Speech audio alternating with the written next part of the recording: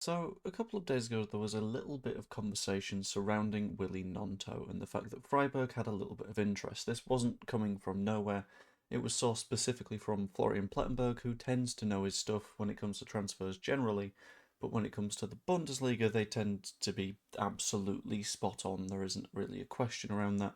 If he says there's interest, there is interest.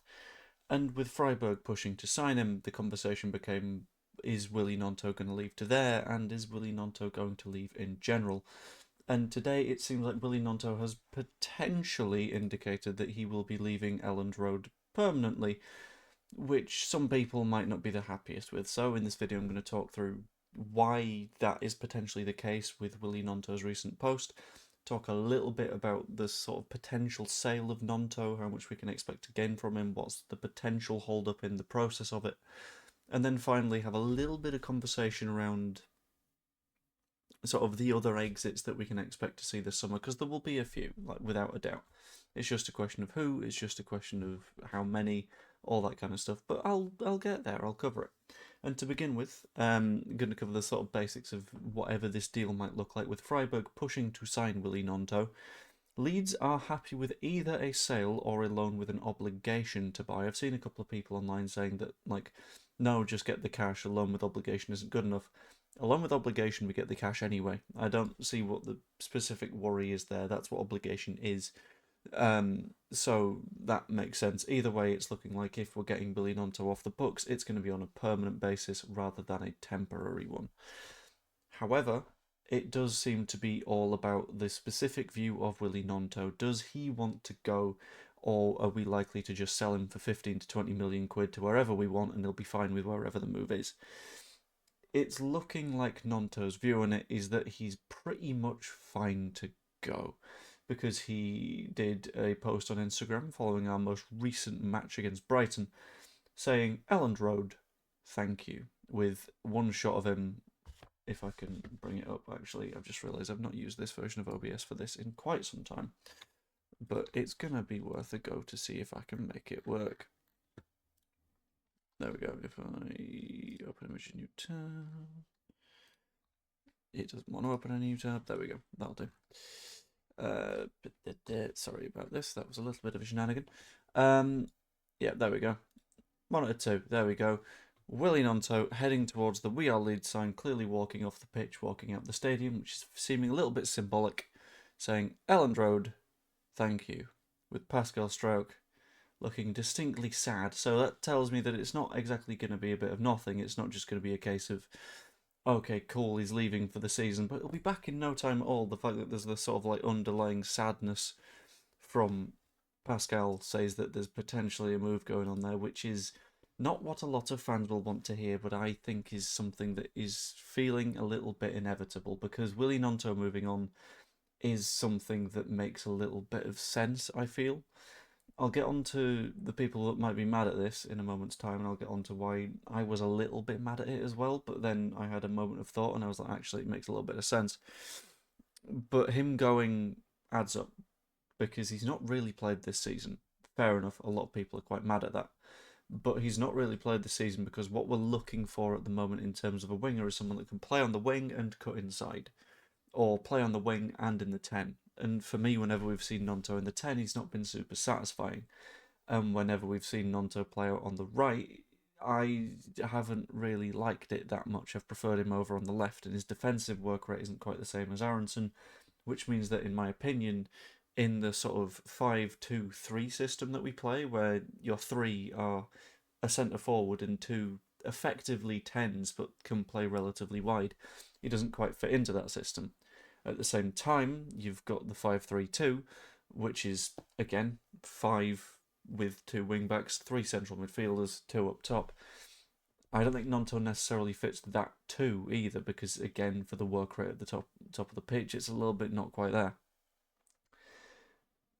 A lot of people are a little bit mad at this, and it's sort of understandable, because Gnonto is one of those players that has always looked like he's had a significant amount of potential at Leeds, in the same way that Largi Ramazani did last season. Largi Ramazani played for us for effectively a season, looked like he was a very, very good player, but wasn't one of the players that Daniel Farke would tend to go to the well of. Instead, he'd prefer to say, Solomon and Aronson on the wings, or if not Solomon and Aronson, then Solomon James or something along those lines. And for me, I think this is less a question of quality and less a question of the players themselves and more a question of profiles. So the specific profiles of those two players are players that like to get forward and sort of be a significant part of the attacking play, and that's fair enough. But in my opinion, if you're playing on the right wing at Leeds right now, you're not the right winger. You're the number 10 because you've got Jayden Bogle flying past on the outside. In my opinion, Bogle and Gnonto haven't really bonded well together. And I think that question of profiles is also going to come up when it comes to other players that are potentially departing this summer. Illan Meslier, we all know, is gone. Like, Johnny Buchan did a tweet yesterday of Illan Meslier taking a moment to himself on the pitch to just sort of go, okay, that's my time up. And to be honest, I wish him well in the rest of his career. It didn't end the way that anyone would have necessarily wanted for Illan Meslier, but I feel kind of bad for the guy because obviously he didn't deliberately make the mistakes that he made. It was right that he was dropped, but it's time to move on. And hopefully he's able to do so and his career is able to thrive from here on out. But that's not a question of profile. What is a question of profile, in my opinion, is the conversation around Joel Piroe. Because Joel Piroe, everyone loved last season, and everyone rightfully loved last season because he had a fantastic season, won the Golden Boot in the Championship, genuinely a key part of our promotion-winning side. But when it came down to the way that he played, the entire time everyone was saying, I don't know if you're a 9 or a 10. What do you do? And how do you do it? And how does it fit? Like, whenever anyone saw Patrick Bamford play, there was no question that he was a pressing, aggressive centre forward, which, sure, some people weren't a fan of, but that's what he did. When you saw Mateo Joseph, you saw someone that was similar vein, definitely a number 9, but a little bit more movement reliant, I'd say, than a Joel Piroe, who I don't think fits the system right now. If you have a look at what the system is, it's a system with wide 10s, which doesn't really suit what Joel Piroe is, and a hold-up striker, which doesn't really suit what Piroe is because somehow, in spite of the fact that he's a fairly big guy, he doesn't tend to win those physical 50-50s or the second balls.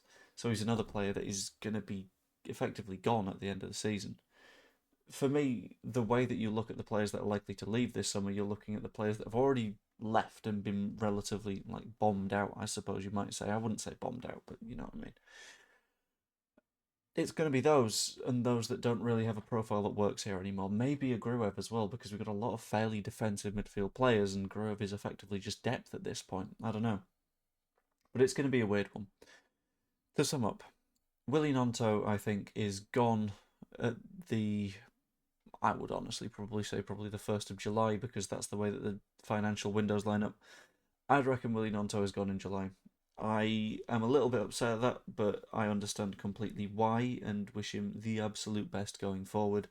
Joel Piroe and others I could see likely following him out the door, which, as you can tell from the replies again, Piroe himself saying, let's have some Moretti, and then a little bit of a sad smiley face. That doesn't exactly say to me that he's going to be sticking around for a super long time. And we're finally actually going to be able to cash in on players, which is something that we've always been very bad at, and hopefully it helps us to rebuild for next season. I imagine it will, because Daniel Farke's asked for it, and the 49ers tend to be quite good at delivering what is requested of them. Anyway, I'm going to leave that there. If you enjoyed the video, please pop a like on it, subscribe if you haven't yet, even be a channel member. You get videos like this one early. For example, I'm recording this at about 11 PM. It's going to be uploaded about past, and it will be available to everybody at 6 AM tomorrow. So if you're a night owl, channel memberships are really, really good for you. Anyway, hope you all enjoyed. I will see you all later. Toodaloo. My bones hurt. Goalkeeping hurts, man. Yeah, it's 7-a-side night for context. We won again. Hee. We're on a 4-match winning streak. Illan Meslier, eat your damn heart out. Toodaloo.